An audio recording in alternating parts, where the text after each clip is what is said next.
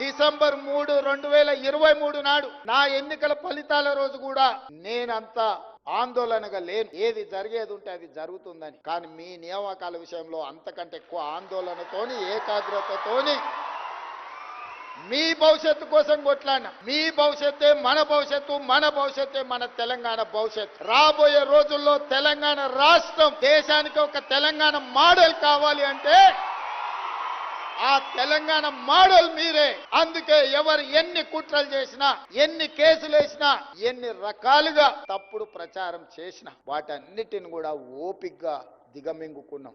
ఎందుకంటే ఒక సంకల్పం పనిచేసేటప్పుడు లక్ష్యమే మన ముందుండాలి తప్ప.